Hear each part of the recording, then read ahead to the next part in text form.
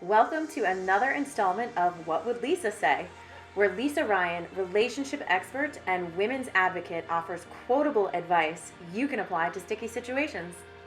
Hi, I'm Lisa Ryan with counselingforbusypeople.com. I help people find the language to better represent themselves when they feel frustrated or tongue-tied.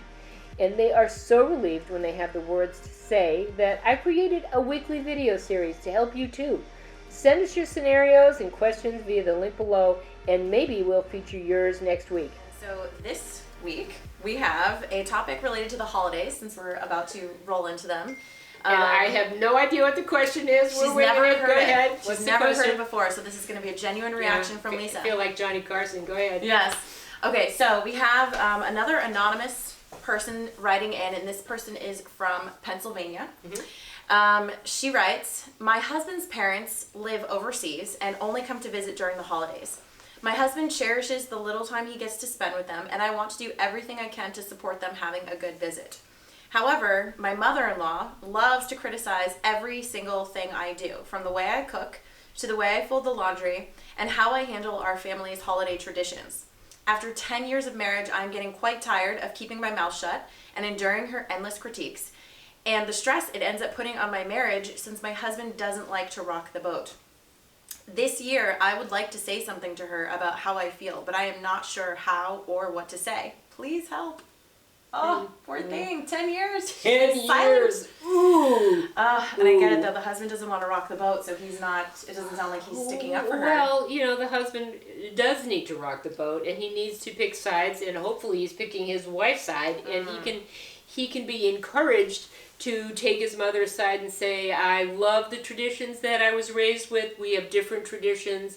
Please respect my wife's traditions. We built them together. If you show her no respect, you show me no respect." But let me answer this question.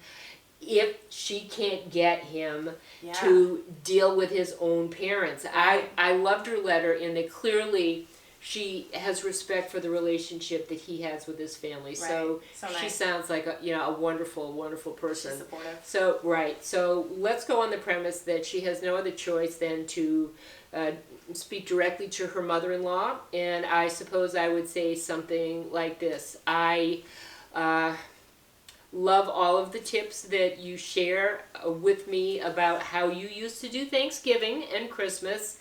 I do things differently than you do, and I would love it if you would show me the same respect and regard that I show you.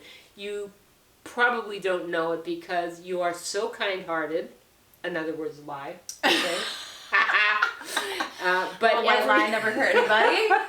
But every time you offer some advice or counsel that I really haven't asked for, it hurts my feelings. It makes me feel criticized. And I love you. I always want to love you. And that would mean so much to me if you could respect the way I do things, just as I respect the way you did them in the past.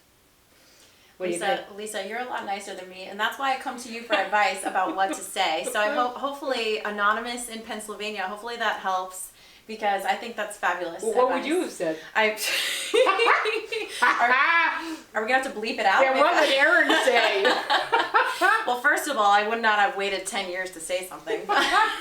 True. But that would have gotten me in trouble, so I don't know. I would not have had many nice things to say. But I think what you're suggesting is super kind and generous, and in line with what this person from Pennsylvania wants to do. She wants to support her husband in that connection with his family. They only come once a year. Right. And so why rock the boat? But yes, if you want to say something, that's probably the most diplomatic way to honor their feelings as well as honoring your own. Yeah, it's basically saying mind your own business with a smile. Okay, that's the subtext. Right. Mind your beeswax. Right. With a big smile. Yeah. I love you so much. Yeah. Mind your own business.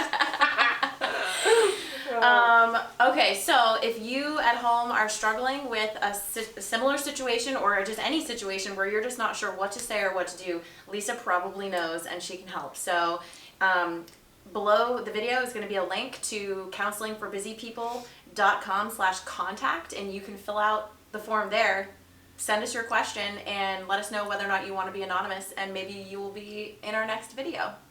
I look forward to it. Thanks and take care. See you next week.